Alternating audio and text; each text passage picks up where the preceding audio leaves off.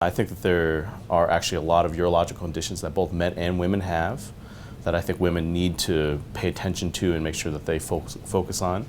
Women can have blood in the urine, they can have kidney stones, they can have kidney cancer and bladder cancer, and all these things need to be addressed.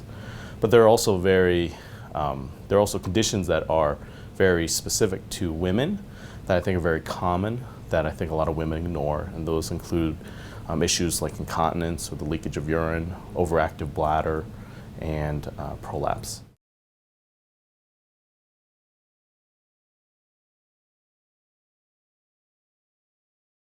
I think that it's a very exciting time for female urology. For the first time in a number of years, we've had some guidelines that have come out for both incontinence and overactive bladder. I think that for a number of years, we've only had a few options for females with typical urological conditions. It's only been in recent years that we've had some new medications that have come out, including mirabegron and Botox. And we've had a lot of options that have been available for a number of years but have become more popular, been approved by insurance, including InterStim and percutaneous tibial nerve stimulation.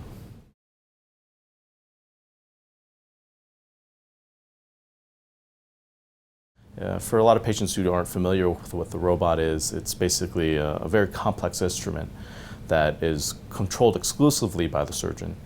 But it has allowed us to perform surgeries that are typically done with a large open incision with a larger recovery time in a minimally invasive fashion so patients can get back to work earlier and get home to taking care of children or going back to work.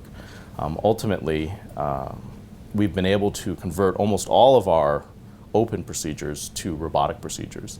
And since we've been an early adopter of robotic technology, we're probably among the first in the country, certainly within the Rocky Mountain region, that have performed a lot of these urological conditions for women. These include surgeries like robotic sacrocolpopexy, robotic vesicovaginal fistula repairs, and robotic ureteral reimplantations.